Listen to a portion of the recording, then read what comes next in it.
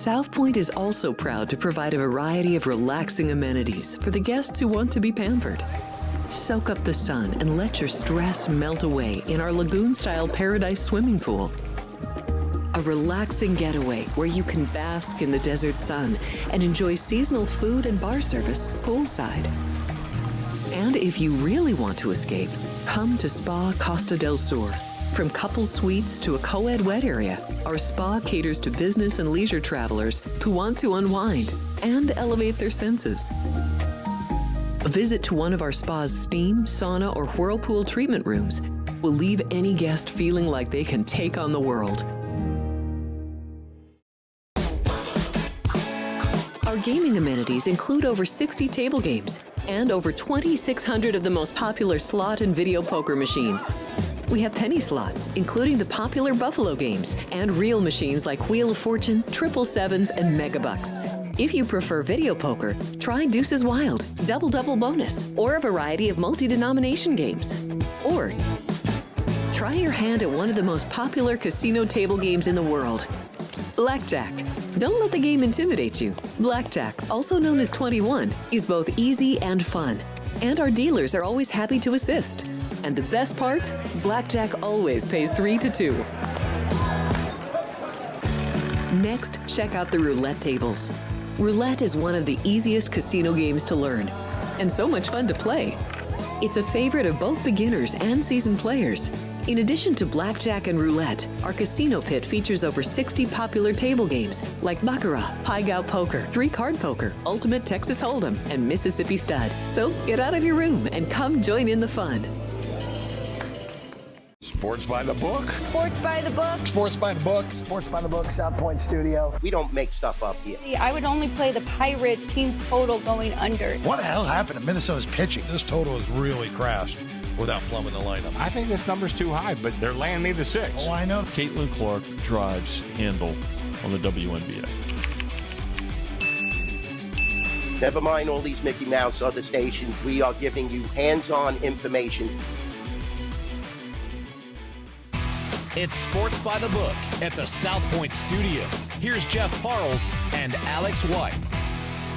Good morning. Welcome in. It is Sports by the Book here at the South Point Studio. She's Alex White. I'm Jeff Parles. Happy to be with you. Week 1 in the NFL in the books, Alex White. That's right. We can put a bow on it. After a very good game last night, another comeback win from a team. I think we saw a lot from J.J. McCarthy and company. Never gave up in that one. Pretty impressive from a rookie, all things considered. We'll get to that. We'll get to our power rankings and Top Tier Tuesday, also Totally Tuesday as well. A lot of Tuesdays. Tuesday. We like alliterations here at the studio, but we'll go through every line and total.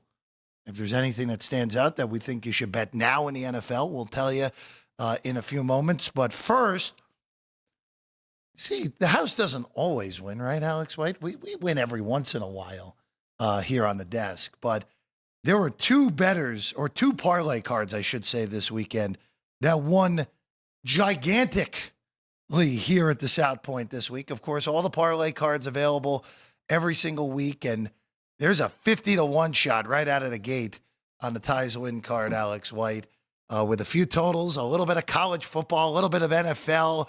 It's pretty funny in a week that favorites actually were pretty darn good in the National Football League. Jets, underdog.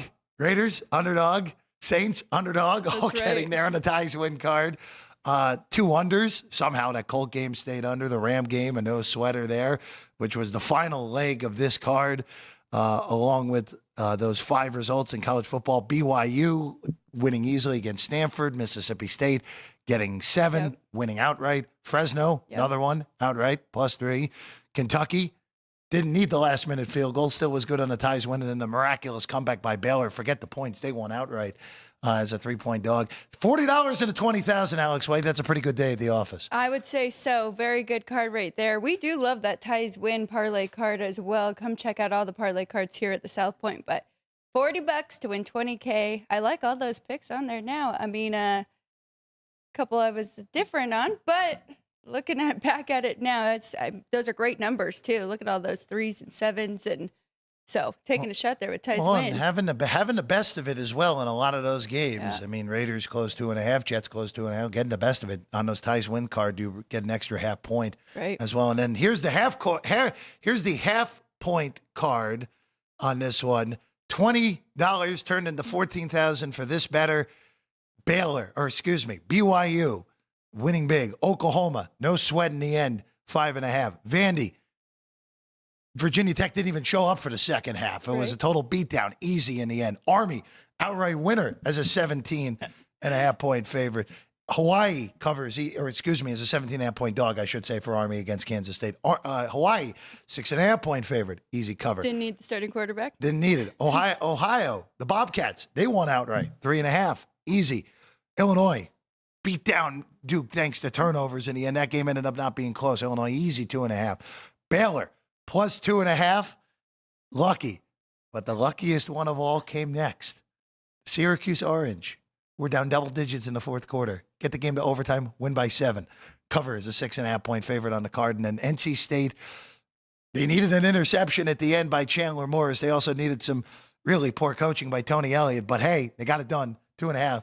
So you need some luck if you're getting some of these in, Alex, and $20 into $14,000. Congratulations to these two bettors cashing in these wild parlay cards this weekend. Imagine watching that Syracuse game, too. I mean, UConn looked very good. I kind of think that they were the right side in that one. But you're right. You need some luck. And then some of those later games were kind of no sweat for them, including the BYU. I mean, it was closer than they wanted in the first half. But, yeah, very nice.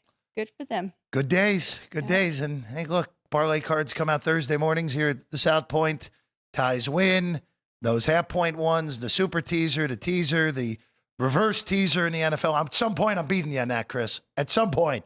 May take another 25 years for me to do it, but at some point, I'm winning a reverse teaser in the NFL. At some point. Also, too, parlay jackpot card will get you how many people ended up coming through on that, because there were a bunch of cards going undefeated into yesterday with both sides. That's right. On Minnesota and Chicago. Boy, hope you had plenty of opportunity to hedge both ways.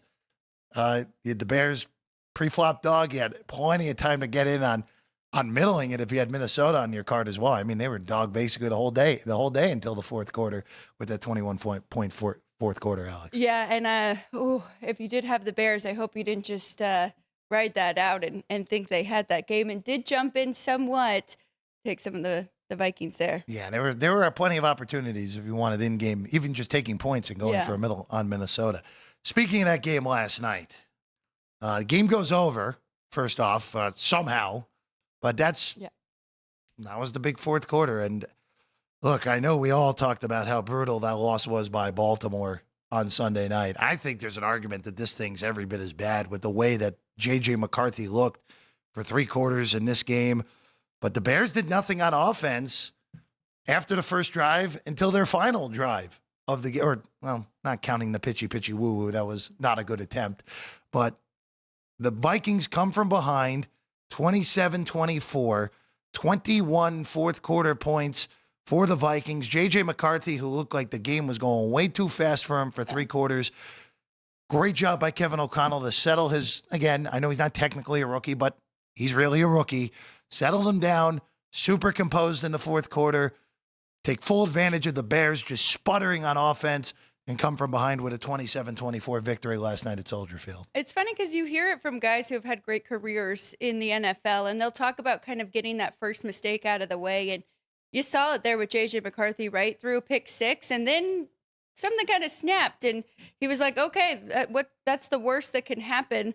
Let's go out there and play good football. You also got to say he's got a very good vibe and mentality, right? Never gave up, trying to get his O-line going, even though second year rookie, first real true game, not preseason. And, he still has that leadership mentality. So I can see why they thought they had their guy and decided not to pay Sam Darnold and give it a shot here. Great win. 2 really good teams. I think you can say a lot for Caleb Williams, too. I definitely saw some improvement that first half. At one point, I think he was he finished 21 of 35, but there was one point where he was, 17 of 18, something really good completions. And that was the whole goal going into that game. Of course, playing catch up at the end there kind of hurt his numbers, but really I saw good stuff from both. The first drive for Chicago, the parade was down Lakeshore Drive was ready to go. And I was guilty of it. It was just like, oh my goodness, this is going to work. Caleb Williams looks like a different guy at quarterback. Ben Johnson's play calling was excellent on that first drive, and then it just died off. And that's what alarmed me last night for Chicago more so than anything. Caleb Williams reverted back into the guy he was for a lot of last year. After that first drive, we saw a little few glimpses here and there in the first half, but it just wasn't good enough. And Ben Johnson got walloped in the second half by Brian Flores. And we know how good Brian Flores is as a defensive coordinator. We know that, but it was very vanilla play calling in the second half. I need to go back and fully watch the tape to see if guys were not getting open and Williams was holding the ball for that reason, or if it was more of what Caleb Williams did last year, which was just holding the ball too long and not being decisive with his decision-making. And in the end, look, the way that game played out, you're attempting a field goal on the first play of the fourth quarter to go up 2 touchdowns. And the way McCarthy had played going into that, I know they ended up scoring 21 in the fourth quarter. I don't think McCarthy's leading 2 touchdown drives with the way that O'Connell probably has to call the game if Santos makes that 50-yard field goal at the beginning of the fourth quarter. That started the spiral. Right. O'Connell was able to stay in the game plan. It's a 2-score. It's not 2 touchdowns. It's a touchdown, a 2-point conversion, and a field goal to tie the game. It's a totally different animal. And credit to O'Connell, credit to the Vikings, and credit to also the end-of-game sequence, which made me I got a haircut last week, so I don't have as much hair in my head right now, Alex. But it wanted to make me pull my hair out. You have 2:03 to go when you're kicking the ball back off to Minnesota with 1 timeout left. The only thing that matters in that spot is keeping the clock north of the 2-minute warning. And we all know Cairo Santos has one of the weaker legs of any kicker in the NFL. He does, not like Butker, not like Zerline back in the day. He's not capable of getting the ball through the end zone. That needs to be an instruct to kick the ball out of bounds. It doesn't matter if the Vikings start with the ball on the 40-yard line. It's more important to have the clock on the other side of the 2-minute warning. So regardless of what play Minnesota runs on the first play, clock stopping, right? You use your timeout, you get the ball back with about a minute. And Ben Johnson talked about this in the post-game press conference that the kick was supposed to go, like the plan was for Santos to boot it through the end zone. I don't know if forget Ben Johnson, who's been with the Bears for a few months. Everyone who's watched Cairo Santos through his career, that the problem has been he does not have a strong, he's a very accurate kicker, sans that kick last night, but he doesn't have a ton of leg. So that was infuriating, and that ended the game, basically, because the Bears got the ball back with 10 seconds left at that point, and that was that. You're not going 85 yards in 10 seconds. It's just not happening. But credit to Minnesota. Great win. I was texting you like, boy, we should have taken that 5.5 with Atlanta, and now it's pretty much stuck at that same number, which we'll get to in a moment here. But big credit to Kevin O'Connell, who there are some people out there that still don't like Kevin O'Connell. I don't get it. No, I don't get it. I don't either. I mean, he's won with Sam Darnold. He's won with Kirk Cousins, and now he has a real shot. Again, if you're winning a game like that in McCarthy's first start, your expectations can get raised a little bit for Minnesota. Well, a lot of people had those expectations there going into the season, and I had my doubts, wanted to see what we had with J.J. McCarthy first, but you're right. I mean, you got to give a lot to Kevin O'Connell and the coach that he is. But Ben Johnson, learning experience, right? And first NFL game as a head coach, so I think he's just going to evolve. I do think he is the right man for the job, and I think that we saw a totally different Bears team. Even the vibe and the aura going into that game, right, felt different than it has the last couple of years. 27-24, Vikings get it done on Monday night. Game goes over the 43.5. All right, we're going to rapid fire through here. All 16 games are up here at the South Point. Sides and totals. Alex, we'll start with the Commanders and the Packers on Thursday night. Washington, of course, winners against the Giants in what was a pretty nondescript game in the middle of the Sunday afternoon. Pack Green Bay put it on. Yeah. Put it on the Lions. Up to 4 now in this game, and that total also moving down to 47.5 on this one with Green Bay and Washington. This is a great game to kick off week 2 here because you're right, both of them kind of no sweat winners. and cover. So I'm excited to see these two. Next up on the board, not such a great week one for either of these teams with the Patriots and the Dolphins. Both of them playing from behind. They are on the quickest seconds per play list in the top 10. As I mentioned, playing from behind most of the game there. Miami 1.5, total 44. Both teams look bad in week one.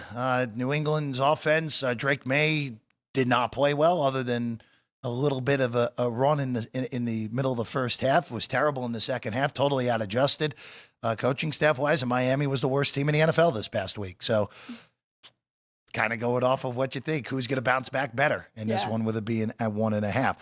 We go to Cincinnati. Interesting game. Both teams win in week one, but do it in very different fashion. The Bengals, completely unimpressive, but have found a way to win in Cleveland, 17-16. They're 3.5-point favorites against the Jaguars, who really took advantage of poor play from Bryce Young. Trevor Lawrence was better at times. Travis Etienne was really the story, nearly 10 yards a carry. 3.5 with the Bengals at home in their home opener with a total. And this is the biggest one on the board this week, Alex White. 50 now on this total. Wow, that's very interesting. I want to dive into that a little bit more because kind of opposite, like you said, Etienne, great game. So they were third in yards per game and fourth in yards per carry, which is very good with some of these run games that we've seen. Cincinnati on the other side, still pass heavy, 50 with the total. We'll have to dive into that one throughout the week. Browns, Ravens up next. Now the Ravens, we've talked about them statistically. They are the darlings. Best in yards per attempt, best in yards per carry. Find a way to lose that game. They are 11.5 here against a division foe in the Cleveland Browns. Total 45.5 in that one. That recently just got bopped because it was 11.5 when we looked before the show. So up to 12.5 now on Baltimore and at 45.5. Cleveland should have won. They should have won. They outplayed Cincinnati. Turnovers and missed kicks, the difference in that loss. Or the Browns. And boy, if they're losing games like that, it's going to be a long season. We expect it to be a long season for the Brownies, but boy, brutal. Fascinating game right here. Do you trust the Baltimore Ravens at home as a big favorite like this in week 2 if you are playing for Survivor? Because Joe Flacco? Let's put it this way. If you don't win, if you can't beat the worst team in your division at home, you got bigger problems on your hand. I know they lost an ugly, similar game like this last year to the Raiders in a game that was not quite as big of a line, but pretty darn close. And the Raiders ended up obviously being one of the worst teams in the NFL last year. Yeah, Baltimore can't get this done. And bigger problems. They will likely be the number 1 Survivor team this week. That would be my guess. All right, let's go to Big D. NFC East matchup. There's a lot of noise swirling if we'll see Jackson Dart or not. I would be shocked if we do this quickly, even though Brian Dable gave the always scary vote of confidence to Russell Wilson. Cowboys are 6. Total is 44.5. Feels like Dallas played like 3 months ago on opening night, Alex, even though it was only 5 days ago. Cowboys were better than I thought they would be in the close loss to Philadelphia on opening night. Yes, they were. And we talked about it, though, mostly on the offensive side, right? Still question marks on the defensive side. So we'll have to dive into that one and see if there's any room for that total 44.5. Can the Giants get some points on the board and that be an overplay here? Rams, Titans next on the board. The Rams find a way to beat the Seahawks. 6-point favorites against the Titans, total 42. Some coaching mistakes in that one as well. Yeah, there was not a lot. Well, let's put it this way. Tennessee defense played very well. Turned Bo Nix over 3 times, kept the Titans somewhat alive. Actually, again, you get the ball back down 8 with a minute to go, you're alive. Yeah. But Cam Ward and that offense and Brian Callahan, I got a lot of work to do on that one. That total feels, I know it's the second lowest total on the board. Total feels way too high to me. Tennessee showed no ability to move the ball, and the Rams defense against a bad offensive line in Houston, and Tennessee's offensive line isn't particularly good, did whatever they wanted. And look, could the Rams win this game 35-10 and I lose? Sure, but curious to see how that total goes, but it feels a little too high this week because Tennessee's defense, I think Tennessee's defense is legitimately good. Kind of saw that last year where they're given no chance with Levis just throwing pick sixes all over the yard. All right, we go to the Meadowlands next. Buffalo, of course, off their stunning turn of events on Sunday Night Football and the comeback, one of the better comebacks you'll ever see against Baltimore. Take on the Jets, who played more than well enough to win, but 32 was not enough for Gang Green of the 34-32 loss to the Steelers. Alex, we saw 7s. It's not 7 anymore. It's 6.5 here at the South Point with Buffalo and 45.5 on the total in this one. Jets, looking at the list here with passing yards per attempt, they're third, which is very impressive. They are also the second slowest, so controlled the game as well. And I'm curious to see how they do here in this one.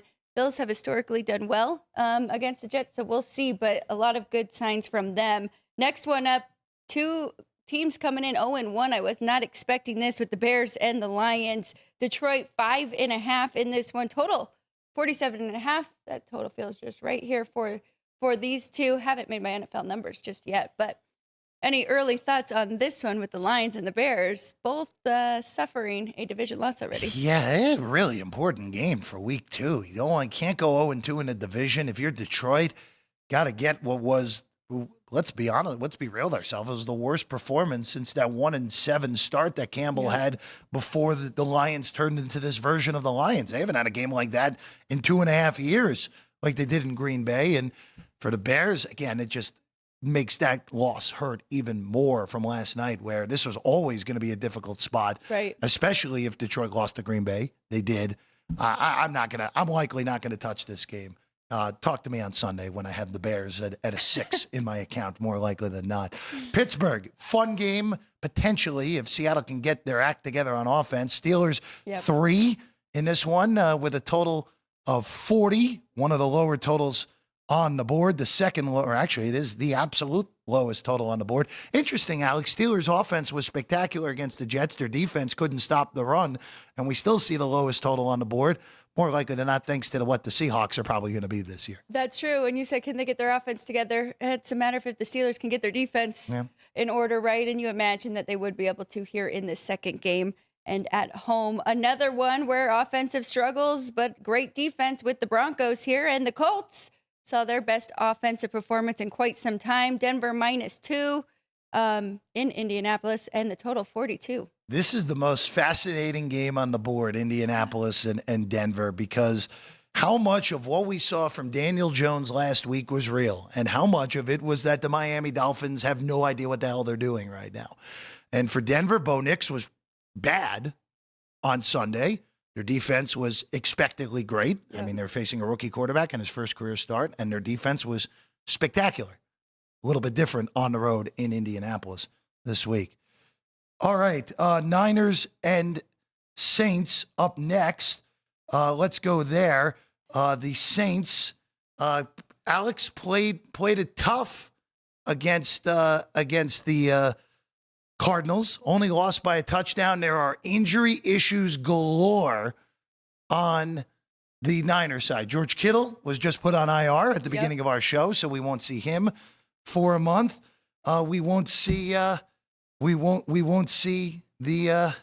could potentially not see Brock Purdy either, who's dealing with an assortment of injuries here in this one. Niners, we've been seeing as much as 7, but right now could very much be all a question of if we see Mac Jones, if we see Brock Purdy in this one. A lot of question marks in that one. I'm going to jump back a little bit here. Panthers, Cardinals, did we do that one? You can go to that one next. Let's Alex. go Panthers, Cardinals here. Arizona does find a way to get the win over the Saints, as they should, but they made it a little more sweaty than needed. Cardinals 6.5 at home here, total 45 against the Carolina Panthers, who really struggled in week 1 with Bryce Young and that offense against even a Jags defense we don't expect to be one of the best here. Man, Carolina was bad. If it wasn't for Miami, we'd be looking at them as the worst team this past week. Total feels a little high. Arizona's defense against the bad offense played really well last week. Correct. Kyler Murray was still kind of getting into things. Total might be high, but as always, when we see Arizona against bad offenses on a home, they're more than capable of crushing.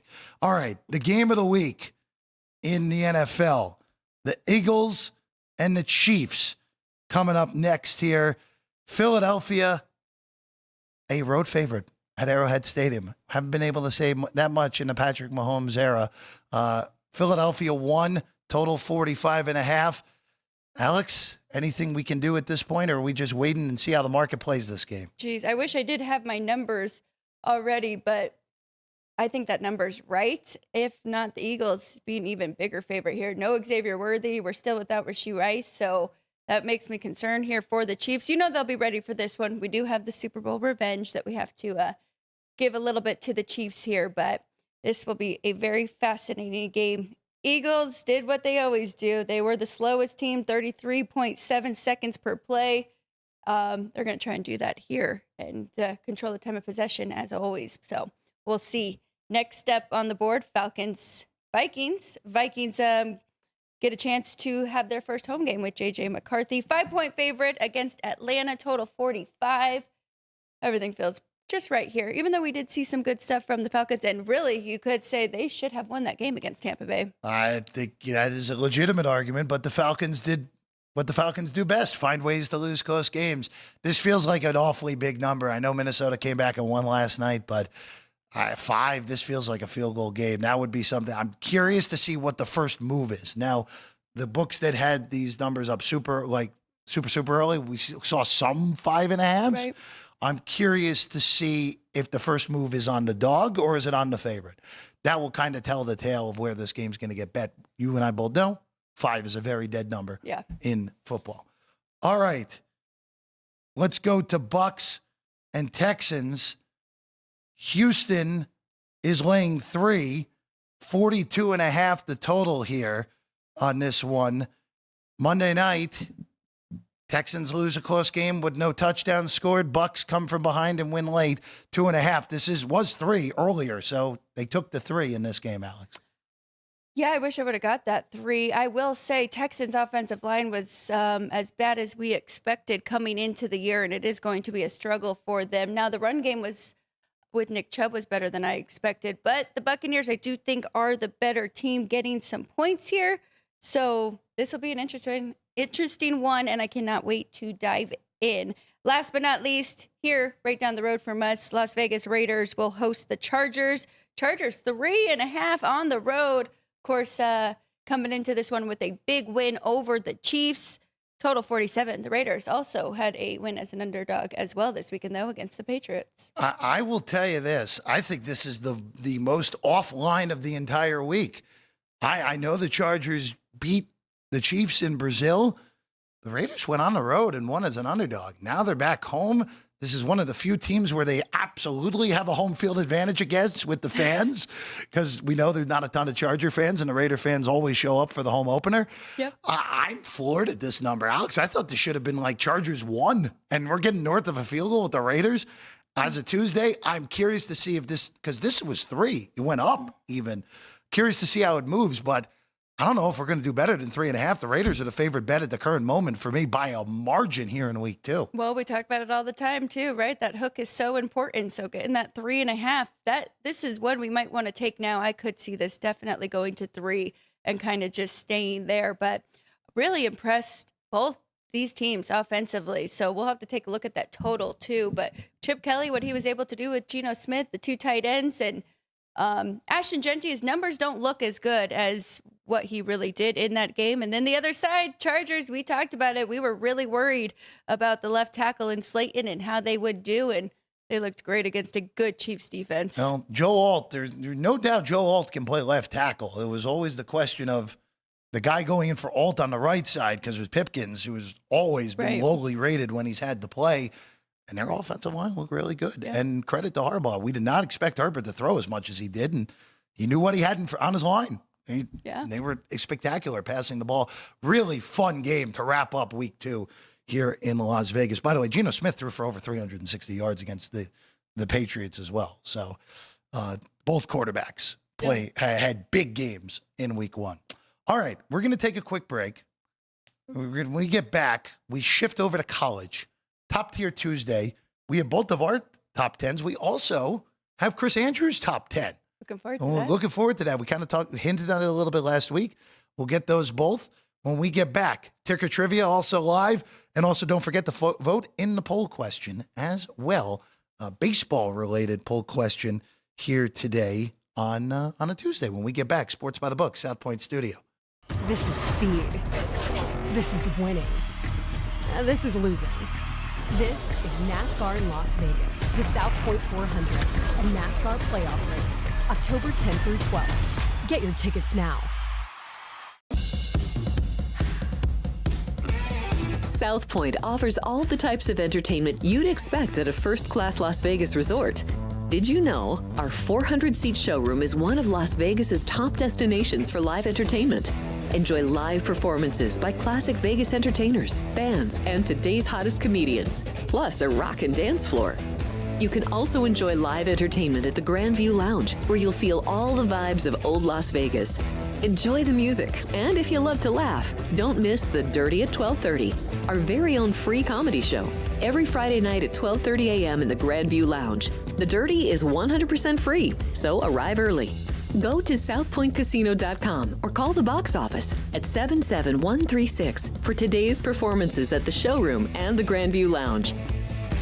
When you're ready for your favorite cocktail, stop in and unwind at one of our 7 specialty lounges. There's a bar around every corner, because you're in Vegas, baby. South Point Casino has plenty of attractions for the whole family. Catch a movie. Our 16-screen movie theater includes 2 XD Extreme screens for the ultimate in viewing, sound, and luxury. After the show, treat the family to a variety of treats at our old-fashioned ice cream parlor, Kate's Corner.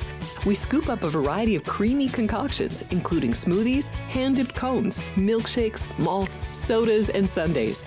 At Kate's, there's something for everyone.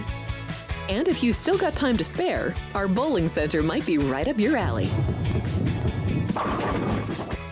Voted Best of Las Vegas, it's a great place for friends and family fun. 64 lanes, a pro shop, snack bar, and arcade. And while the kids are bowling, you can play slots and sip on a drink in the Alley Cat Lounge while overlooking the lanes. For our more serious and professional bowlers, the South Point is also home to a separate tournament bowling plaza. This is speed. This is winning. This is losing. This is smoke and fire. This is high stakes and wild cards. This is family and tradition. This is everything on the line. This is it. This is NASCAR in Las Vegas. The South Point 400, a NASCAR playoff race, October 10th through 12th. Get your tickets now. LVMS.com. If you're celebrating a special occasion or just love fine dining, you're in the right place. Come experience the crown jewel of South Point restaurants, Michael's Gourmet Room. Welcome. With over 600 different types of wines and magnificent dishes prepared tableside, you'll revel in the rich classic Vegas decor and the best black tie service in the world. This intimate gourmet room has earned accolades galore. Come to Michael's Gourmet Room for an unforgettable dining experience. Another famous restaurant is the Silverado Steakhouse, where you'll find the charm and service that discerning patrons require. From top quality steaks and chops to fresh seafood and desserts, you'll love the award-winning wine list and menu at Silverado Steakhouse. Steak lovers have even more options with primarily prime rib. Catering to hearty appetites, the menu features a variety of flavorful prime rib cuts, dry-aged to ensure tenderness, and then seasoned and slowly roasted. Although prime rib is our specialty, it's not the only thing on the menu. There's something for everyone. Sports by the book. Sports by the book. Sports by the book. Sports by the book, South Point Studio. We don't make stuff up here. I would only play the Pirates team total going under. What the hell happened to Minnesota's pitching? This total has really crashed without plumbing the lineup. I think this number's too high, but they're laying me the 6. Oh, I know. Caitlin Clark drives handle on the WNBA. Never mind all these Mickey Mouse other stations. We are giving you hands-on information.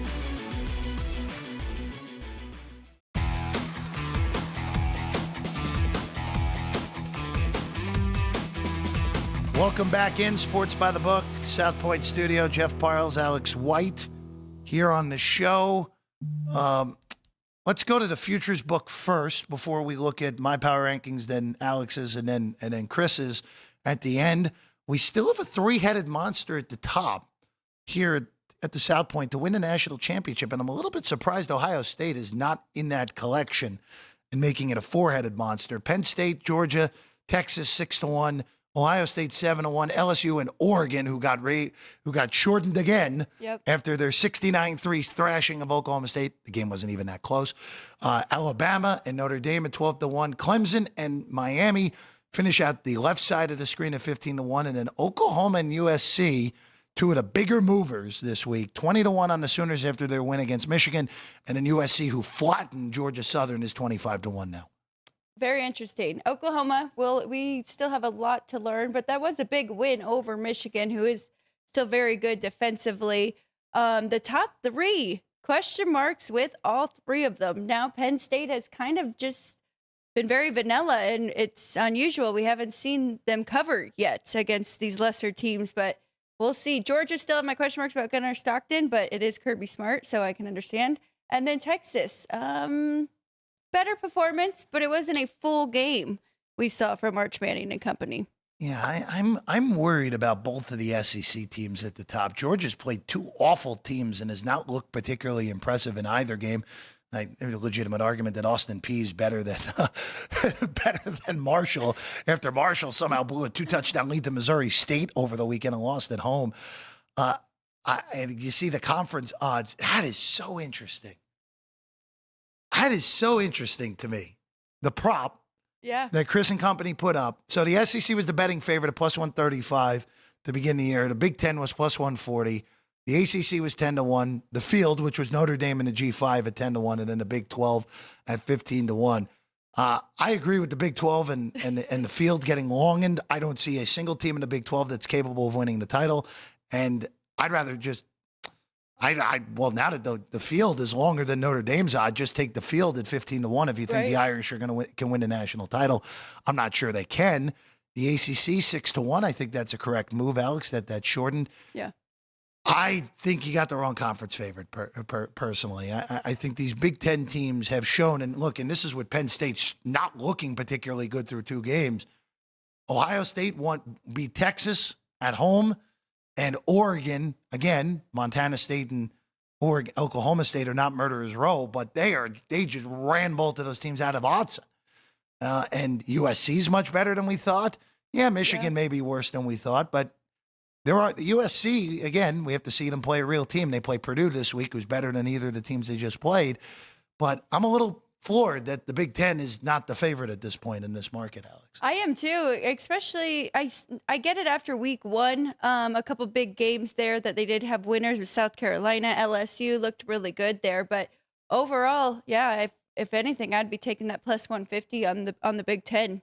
I do like all three of those, and that kind of leads us right into our top tens. Absolutely, and Alex, you and I have a Big Ten flair this week, and I'll hit mine first here out of the chute. And, you know, I don't love, you're a better handicapper than me. You've more expertise in modeling and making models for these top tens. I've always struggled with that. It's full disclosure for people that have watched us. I think if you've been with us for 2 years, you know that at this point, but I've always struggled with models. It's been more feel wise for me. It's part of the reason that it's very up and down when we talk about my betting. But I think why you're really good in game. I think models don't.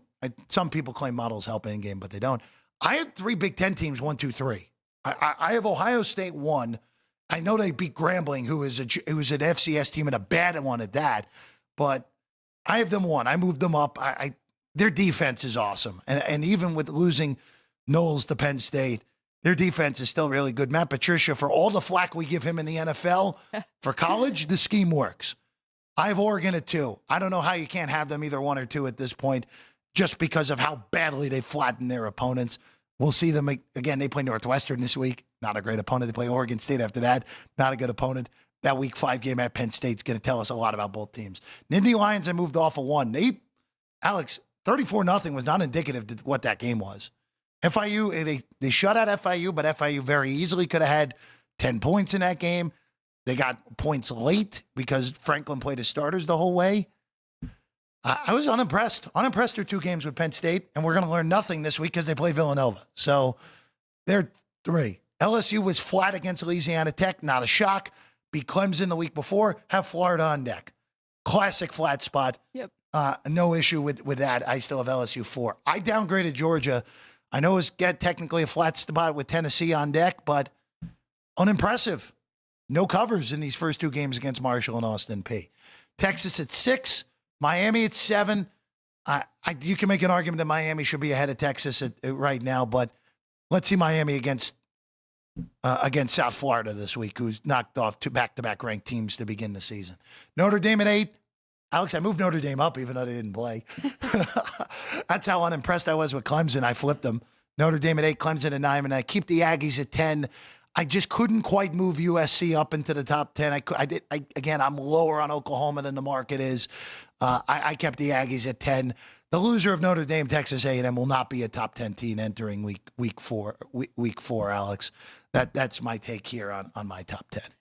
I really think it's getting tough here. 5 through 12, maybe. Sure. You could move around a little bit here, but I think most of ours are the same. It might just be that one lone one there, but Oregon did bump up to the number 1 spot here, and I know that Mike Gundy has some problems there, but they're still a Power 4 team, and that was a very impressive win for them. So far this year, 10.9 yards per attempt from Moore, so I really like this team here. Ohio State stays right there at 2. You're right. It's still impressive if you can shut out a team and put up that many points, 70-0, even though it was Grambling State. But Julian Sain, 18 of 19. If he can stay that accurate against some bigger opponents. Texas stays right there at number 3, and this is kind of where the numbers and the modeling comes into play, right? Because Texas, I had much higher, right? So even though I'm adjusting them down each week, it's not a huge adjustment.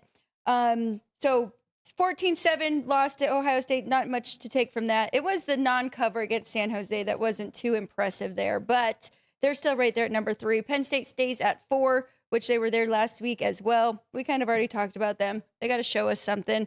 They really have been non-impressive in their first 2 games, but they still found ways to win. Georgia, number 5, have my concerns there. Kirby Smart, and at the talent level still is there. Clemson still comes in at number 6, and I have downgraded them, but for all of those who have been following, I had them 2 or 3 going into the season. So adjusting each week, at least a point, maybe a point and a half in some of these games, but they're still right there at 6. LSU, I adjusted them half a point down as well, so they're right there with Clemson. Miami and Alabama both went up a little bit for me coming into this week. Miami, I am impressed with them with Carson Beck there, and I like what I have seen. Alabama, huge win. I know. Let's see him do it against a real opponent, but 73-0 win over Louisiana Monroe. 583 total yards. Tied Simpson, 17 of 17 in that one. Don't want to take too much from it. Still a lot of talent there, though, at that team. Notre Dame, number 10. They did actually bump down for me, even though they didn't play, but that's because I had my Alabama and Miami move up a little bit. 11, 12, and 13. A&M, Oklahoma is very close, and USC has made 13th now, which that is a big mover for me. I want to see and pull it up where I had them starting, but same top 10 for me. A&M knocking on the door, even though they have had such slow starts, but then kind of turn it on in the second half. I'm excited to see them versus Notre Dame this weekend. That's going to tell a lot. By the way, I didn't realize this because I didn't look at the AP poll. Illinois is number 9 in the AP poll right now, which is just unbelievable for a lot of reasons. I barely have Illinois in my top 20 at this point. I'm going to pull mine up right now. I'm curious. For me, Florida State's ahead of them. Missouri's ahead of them. South Carolina's ahead of them, and I'm not even that high on the Gamecocks. But boy, yeah, Illinois is 9th in the AP poll, which feels absolutely insane to me. But whatever, when you rank that high and you beat up on a team that people think will be good in Duke, and I guess so. But boy, Illinois and USC, which could very easily be 2 undefeated teams at final Saturday of September. That final Saturday of September is absolutely loaded. Oregon and Penn State, yep. Alabama and Georgia. Now that. There are a lot of good games that weekend. All right, let's hit Chris Andrews. Oh yeah, I have him 21. Yeah. See, I think I have to go. I have to double check my thing. I think it's 19 for Illinois on that. All right, Chris Andrews. Yes. He gave us his top 10. Let's hit that right here. He does have the Ducks at number 1, so he agrees with you that Oregon is now the top team in the country, with Ohio State sitting right behind him at number 2. Georgia's at number 3. for Chris Andrews. Then Alex, Texas at 4. Yep. Notre Dame at 5. And then the big difference comes with USC, who he had USC in the top 10 last week. Just we didn't get the rankings in time for Tuesday. But USC at 6, Alabama at 7. He has Penn State at 8, so way lower than both of us. LSU at 9, also way lower than us. And then a different number 10. He has the Utes at 10. So no Clemson, no Texas A&M for Chris Andrews in his top 10. He raised the Utes a lot because remember he said on the first Football Frenzy he thought Utah was overrated. Quick correction for Chris on the Utes with a beatdown of UCLA, and then was it Cal Poly who they destroyed last week, right? Yeah, 63-9. Weird road spot. Utah's in Laramie this week to take on Wyoming, which is a bizarro road game with that huge showdown against Texas Tech coming up the following week. My numbers say to take Wyoming there, and I am terrified of that one. I don't know how good that defense really is if they can slow down these Utes, but very, very interesting. And you know, I think that's kind of the difference there with the handicapper and the bookmaker, because the handicapper, you don't want to over adjust, right? You did all your summer work, and you think these teams are really good. Like we're both kind of hanging on. I got Clemson, you got Penn State. Those were our teams, but bookmakers, they got to move quick, right? And they don't want us to get the best of them. And when they see stuff, they move more aggressively, I'd say. I will say, of the teams that we didn't see on any of our rankings, the one team that I think is the most real of everybody, like we mentioned USC, but USC shows up on Chris's rankings, so that doesn't count for what I'm about to say. I want to see Florida State again against a real opponent because they obviously beat up on Alabama.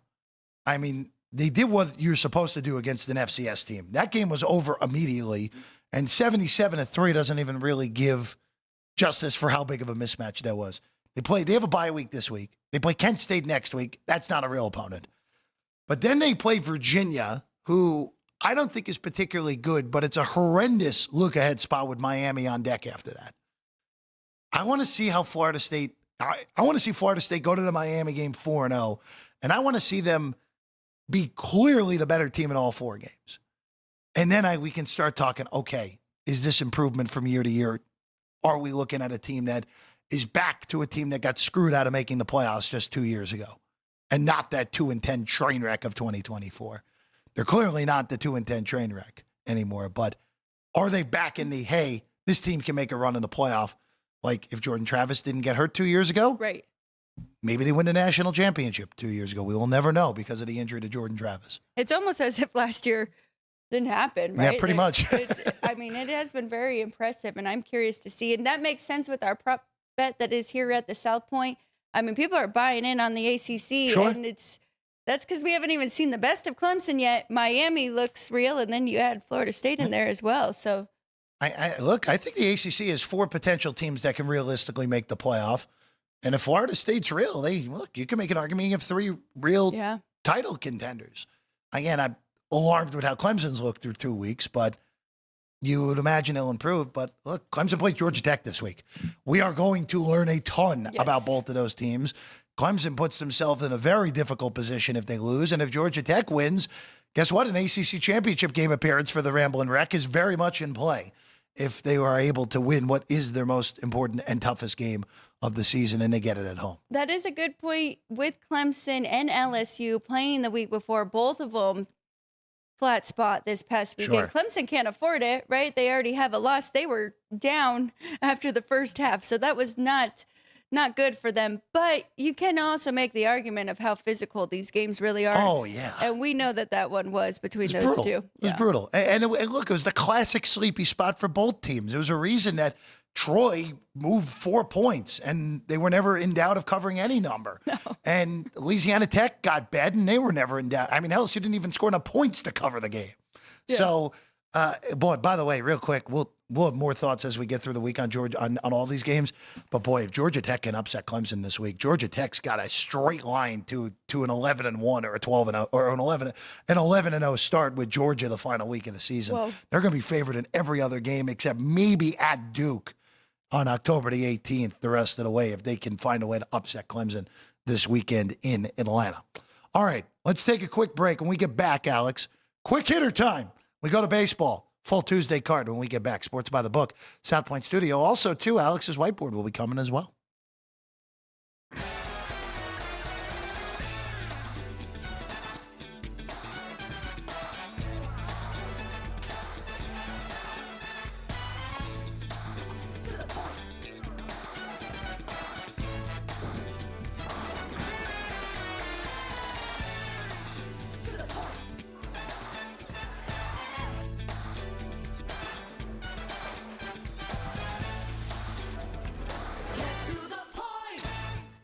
This is speed. This is winning. This is losing. This is NASCAR in Las Vegas, the South Point 400, a NASCAR playoff race, October 10th through 12th. Get your tickets now.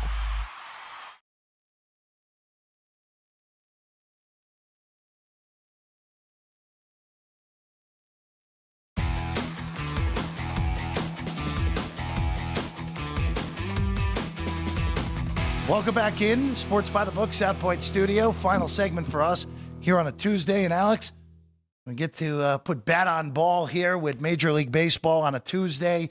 Full card here, and let's just start at the bottom, and we'll get to the good stuff. Miami and Washington, boy, Nats just pummeled the Marlins yesterday, and they've been owning the Marlins recently. And today, Miami, the minus 115 favorite at home. With Mazur against Mitchell Parker. We've talked about how bad Mitchell Parker's been.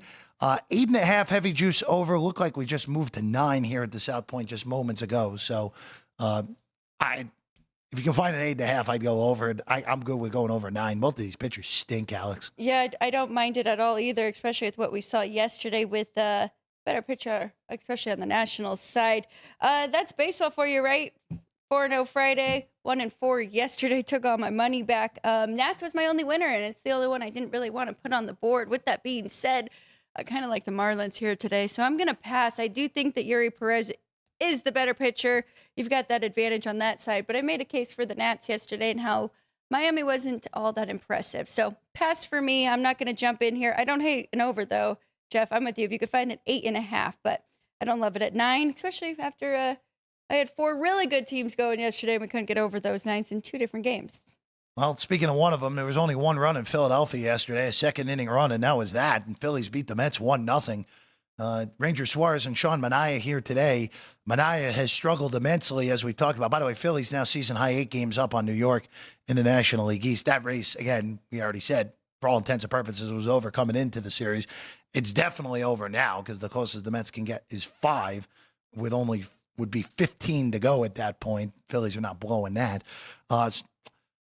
Boy, I think I'd go back to the well on the over at 8 here. I know the Mets a little bit sleepier on offense the last 2 days, but Aaron Nola finally found it yesterday, and the day before they were facing Hunter Green. So can't really hold that against them. True. But I would look to go over 8 in this one here, Alex. I don't hate it. I'm leaning towards the Phillies side, but I'm probably not going to get involved because I know the Mets really want this one. Ranger Suarez has been very good this year. Hasn't really had the second half fall off, though he did have a couple bad starts mixed in there, and this could be one of them. On the other side, wanting to see Sean Manaea kind of turn it around here, but the numbers aren't there yet. 2 lefties going. I'm going to stay away from this one as well. I feel like 130 is a cheap price here on the Phillies with Ranger Suarez, who has been pretty consistent all year long, and we know the Phillies play better at home. One of the best home teams so far, minus 130, but I'm going to pass on that one. Up next, Alex, let's go to Atlanta. Cubs fall yesterday, so Braves take the first game of that series, and now Spencer Strider, who has really struggled this year against a guy who I think should win the NL Rookie of the Year at this point in Cade Horton. Yep. Total 8.5. Boy, that's changed about 17 different times in that race this year, hasn't it? In the NL Rookie of the Year. That's been the most volatile of any race this year. I'm a little surprised. I know we were surprised at the cheap price on the Cubs yesterday, and it fell flat in our face, but I know they're being careful with Horton's length here down the stretch, but Strider's really been awful this year, Alex. I'm a little bit surprised that this is as cheap of a price on the Cubs here at minus 105. Really, and especially he's really struggled against high-end offenses. I just don't know if we can we put the Cubs in that category right now. I mean, it has been a struggle as of late. So if anything, it would be a play on the Cubs. I'm with you. I think it's a cheap price. I think they true number should be about minus 160. I just don't know what's going on there, so I'm going to pass for now. Cubs 7.5 behind Milwaukee. Again, that race is over for all intents and purposes as well. More importantly, their lead is only down to 2 on San Diego for the home field advantage in the wild card round, which, again, that is the most in the NL. The NL West race is a legitimate race with the Dodgers only 1 up. But that is those wild card teams. By the way, San Francisco's only 3 behind the Mets now, but again, it's really 4 because the Mets have the season tiebreak. But there could be some jumbling down the stretch here because they all play each other down the stretch. So there could be some jumbling in those wild card standings in the National League. All right, up next, let's go to San Diego. Come from behind win for the Padres and a big one of that in extras to beat the Reds. Really gut punch of a loss for Cincinnati in a day where the Mets lose a chance to get within 3. The Reds have the tiebreaker. They just can't hold a 3-run lead against San Diego. And now it's Michael King on the bump for San Diego after a second ILS stint for the year. And he's a big favorite tonight, minus 185 against Zach Littell and a total of 7.5. Yesterday I said Reds first 5. Should have actually taken it. Hopefully others did. I think it's the same thing here. I think Littell has been good enough where he can keep them in this game, at least for 5. Michael King, I'm excited to see. I hope they can get him back for the playoffs. But he did say he waited as long as he could because he didn't want the same thing to happen. So he has felt ready for a while, should be ready to go in this one. Just don't know how long he's actually going to make it through. So I think there's some value there taking the Reds. Full game or first 5. I worry about the bullpens. I know the Padres definitely have a bullpen advantage. Plus 160, first 5 feels pretty good. Yeah. Littell, like you said, he's been more than passable. You could also take a half a run at plus a half, plus 105. Wow. First 5 I like for, that a for lot. Cincinnati. So not terrible if you want to go that route. All right, let's go to San Francisco. Giants. Logan Webb struggled early, but then the Giants bats woke up and they pounded the Diamondbacks yesterday. And now the 1-2 punch, Robbie Ray goes for San Francisco. Again, the Mets lose. They're an underdog tonight. Giants with a legitimate chance to get within 2 of New York, which would be the closest they've been in months in the NL wildcard race.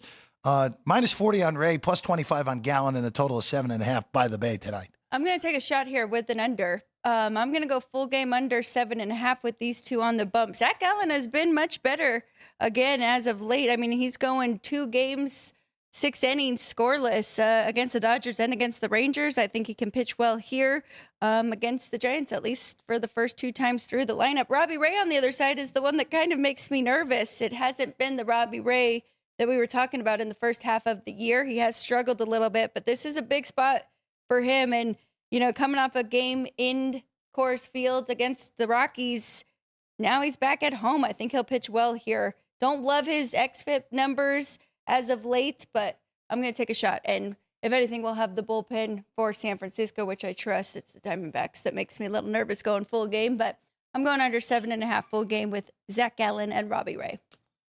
Alex, let's go to L.A. last night. Dodgers lose a no-hitter in the 9th inning for the second time in 3 days. Combined one last night that they give up in the 9th. Rockies also. That was such a bizarre. So was it 0-0 through the 5th? No, it was 1-0 Colorado. Colorado was leading our first 5. So. Our first 5 plus run. Yeah, they had a run without a hit. Our plus 1.5 first 5 was a no sweat and could have taken a gigantic first 5 price. By the way, Dodgers end up covering the traditional 1.5 run line and nearly throw a no-hitter. Sheehan and Marquez. Marquez has been among the worst pitchers in baseball this year. Sheehan, even though it's a wild number, probably is properly a big favorite. Even though minus 340 is a major league price on Sheehan here tonight. Yeah, I think that's a little bit too high. I think that first half number is probably right, 270, but you're paying the Dodger price there. I'm going to stay away. If anything, it would be an over. You think after yesterday's low-scoring game with Marquez and Sheehan on the bump, we could get some runs here. So it's a lean to over 9 for me. All right, up next, Alex, let's go to Cleveland. Royals still on the edge of things here, trying to make a final push to sneak in the back door and get that 6th seed in the American League. But they also got to pass Cleveland again because the Guardians are ahead of them in the standings entering today. Oh, man. Neither of these teams are any good. They're classic 500 teams. Cameron and Cantillo today, 7.5 in Cleveland, minus 120 on the Guards, Alex. Man, I want to go back with the Royals again, but the Guardians, man, they got to Burgard, and I think they could probably get to Noah Cameron as well. I like both pitchers going. I think this is another under for me. What do we get in first 5, though, instead of going full game? Because I don't really trust the Royals bullpen, even though we know Cleveland. 4. I'll take that 4, even money here. Noah Cameron and Joey Cotillo, who's been very good. He really has. As long as he can go deep, but we've seen him in his last 5 starts. He's gone at least 5 innings for us, 1 earned run in 3 out of 4, and the 3 most recent. So under 4, I'm taking a shot. Let's go to New York next. The Yankees continue this insane stretch against high-end teams, and they've handled it pretty well so far. And now they get Detroit. So the Yankees entered today's action 2 behind Toronto in the American League East. They're a half game ahead of Boston for the top wild card. But the Yankees and the Red Sox have created a nice little gap between them and Seattle and everybody else. Yep. It would take a calamity for the Yankees to miss the playoffs, and that would go the same for Boston, even without Roman Anthony in there at the current moment. But the Yankees 2 behind Toronto in the American League standings, and they get the Tigers tonight. Casey Mize and Warren on the other side. Will Warren for the Bombers. -50 on the Yankees. Total 8.5. I think it's a good price on Casey Mize here at +135. I know Warren, even though he didn't have a good outing last time, has been much better over the last 6 weeks. But Mize has been Detroit's 3rd best starter this year. I think that's a little too steep of a price. Would only look to Detroit in this game. That makes me nervous. I was leaning to the Yankees here at home, -150 with Will Warren, but it might be a little bit too high on Warren. You mentioned it. I believe it was the Red Sox that really got to him in his last start. But now back at home, honestly, Jeff, sidewise, that was a lean. I really like this total over. And as much as I like both pitchers going, they both can give up some runs, and I think both offenses can get going here in this first one. 8.5 feels a little low. I think it should be closer to 9 or 9.5. So right now, it's a lean. It might make it onto my card today. Up next, another big-time matchup in the American League. The Astros and the Blue Jays, 2 first-place teams north of the border. Bieber and Garcia, your pitching matchup tonight at Rogers Center. Again, Jays enter today's action, a half game ahead of Detroit for the number 1 seed in the American League. The Astros enter today 2 games clear of Seattle in the AL West. Boy, Bieber -150, Alex, here with a total of 8.5. I'm with you right there. Bieber has been fantastic since coming back. Garcia only has 1 start under his belt, so I don't really know what we're going to get from here, but I'm leaning to the Blue Jays side, -150. I think that's a pretty good price. Makes me a little bit nervous. The Astros are still playing for a lot, and they're so extreme. But I think Shane Bieber can pitch well, so I think that's the right side with the home team. Yeah, this is again for Houston. It's the deficit for a bye is 4, which at this point in the years, I think you just got to concentrate on holding the division lead. And you know what? Yep. Whoever you draw in the 3-6, you just got to go out there and beat them. And look, if they play Detroit, that's a bad matchup. I think if you're at Houston, you're really hoping Toronto and Detroit flip spots. Even with Bieber, how good he's been, I think the Blue Jays still lack the starting depth that Detroit has. That makes it a little bit of an easier round 1 matchup than the Tigers. All right, let's go to Tampa and Chicago here. Rays looked like they had a chance and then gave all the ground they made up back with a bad weekend. They're 4.5 behind Seattle now. Hauser and Gomez. So Adrian Hauser returns to the south side of Chicago after a great first half there. -30 on Tampa, +15 on the White Sox, and a total of 8.5, Alex. I think that's a pretty cheap price here. And I know that everything is kind of baked in with the up and down year of the Rays, but with Adrian Hauser on the bump, I think that's a good price. It would be it would be the road team or nothing here, and maybe a little bit of the run line getting +125 against the White Sox. Let's go to Anaheim next. Twins battered the Angels last night. We can be quick here. Matthews and Hendricks, total of 9. Line hasn't moved. Minnesota -115 favorites. I've got nothing here. I would want to go over with both of these pitchers, not particularly high on either of them, with Hendricks and Matthews for the Twins, but I don't know if I trust the lineups that much. So over or pass if I had to play it. Let's go to Sacramento next. Red Sox and the A's. Garrett Crochet was unbelievable last night. 7 innings, 3 hits, 10 strikeouts. Actually a shutout for the Red Sox in that ballpark. That is a hard feat in 2025. But Crochet was unbelievable in a 7-0 win for the Sox. Early's going to get the ball first for the Sox. Jeffrey Springs goes for the Athletics. 10.5 back to a normal total, and the A's actually favored in this game. Yeah, I think that's a little bit of an overreaction. I think the Red Sox should be a small favorite. If you just flip that, I'd be okay with it. But nothing really for me. Lean to the Red Sox with the hotter team. But it's always the Athletics lineup that makes me nervous, that has the better numbers and the edge at times at home. So it's a pass for me. I think all numbers are right. Up next, Alex, let's go to Baltimore. We quick hitter here with the Pirates and the Orioles. Bradish and Burrows. Kyle Bradish, a -150 favorite for the Orioles with a total of 8, which has actually gone down a half run, which is always interesting in that ballpark. Yes, it is. I do like both pitchers going, so that's got to be the main reason there. I'm not going to play it, but if anything, I would play the dog +135. I think that's a pretty good price on a Pirates team that's been much better the second half than they were the first half.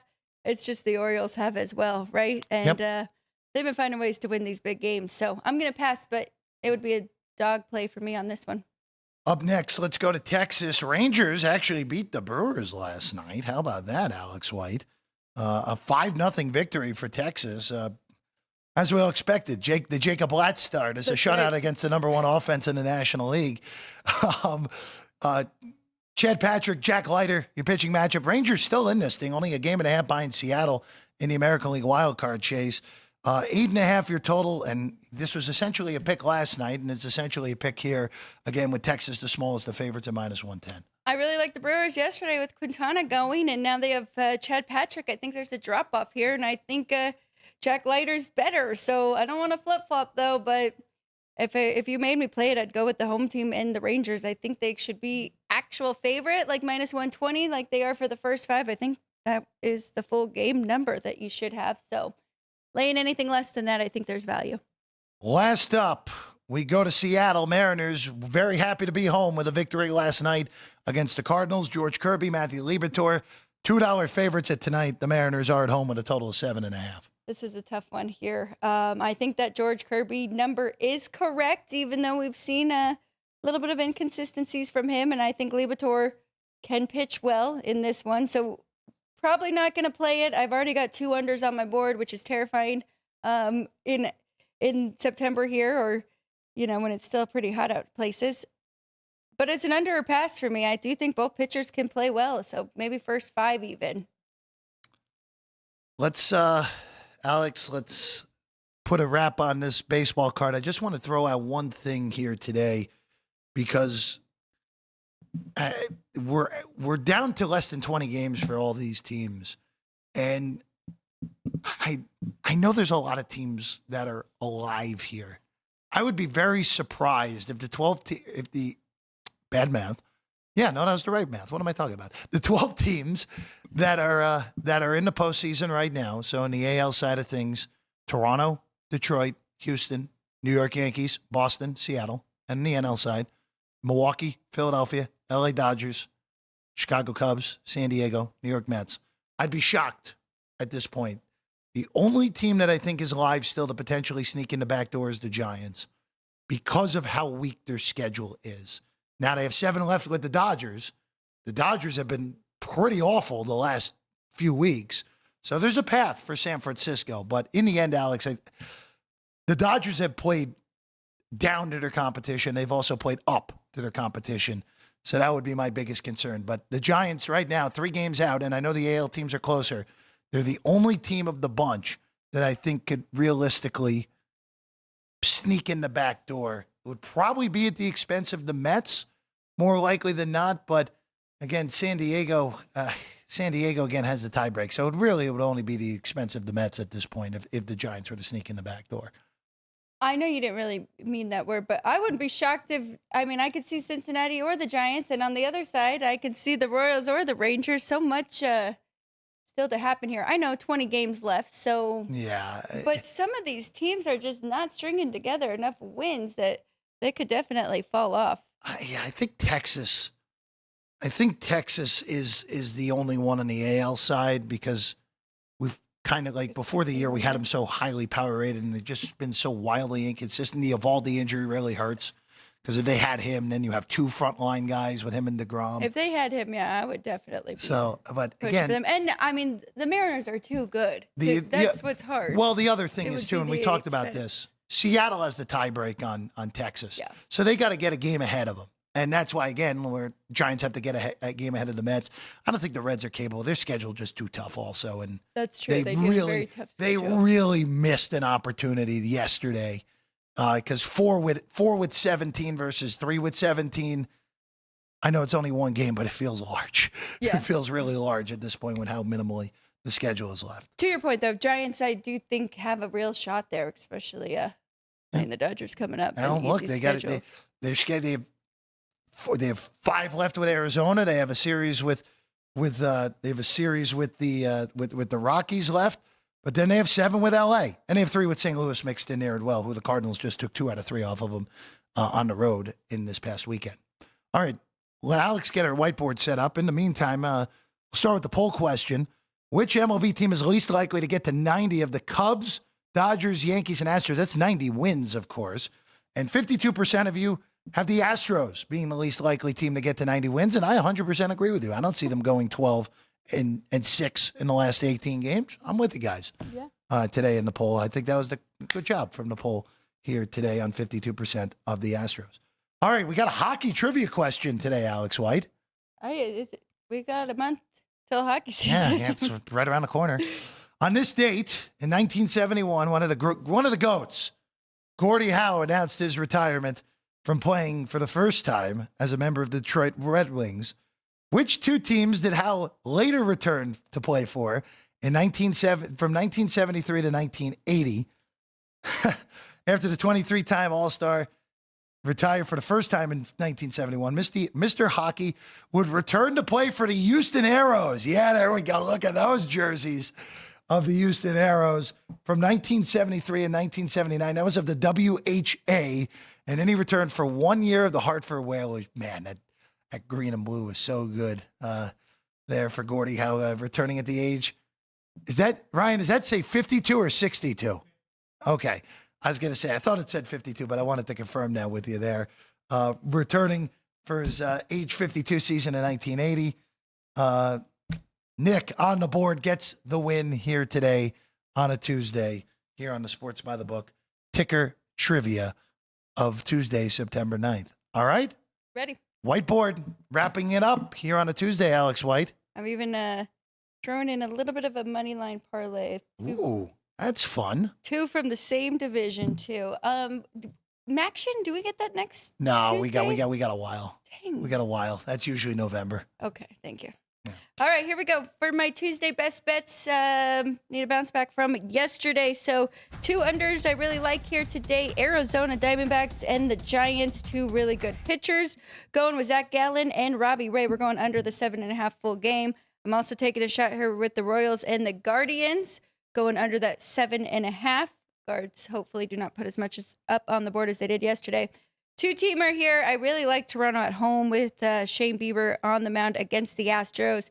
Plus, I like the Rays on the road against the White Sox. So that is my money line parlay. I'm going to tie them up for 1 unit there. There you go. The rhyming parlay, Jays and Rays Right. as well on that for the money line, and then the pair of unders for Alex White. By the way, to answer your question, action November 4th. Dang. That's when we start. Okay. Yeah, usually around Election Day, and that's where it is right then and there. All right. There you go. That's what we got for you here on a Tuesday edition of Sports by the Book. Alex, good work. You and I are back tomorrow. We got an NFL Power Rankings That's tomorrow, right. and our guy DC, Dwayne Colucci, joins us as well on a Wednesday. Big shout out to the crew as always. Vince, Drew Dog, Jerry, Sean, and our guy Ryan McCormick as always. Good luck. Bounce back. 3-0 on the whiteboard here coming. We're going to manifest it here on a Tuesday for Alex White. I'm Jeff Parles. We'll see you tomorrow. Sports by the Book, South Point Studio. And of course, if you're not hitting that subscribe button for Sports by the Book, what are you doing already? Hit that button. Make sure you get us all day, all the time here on Sports by the Book.